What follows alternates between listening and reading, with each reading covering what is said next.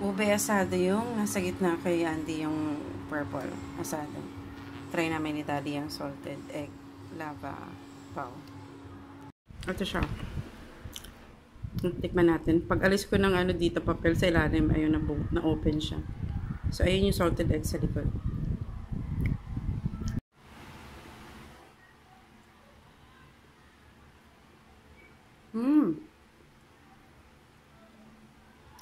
May pagkamatamis. Sweet siya.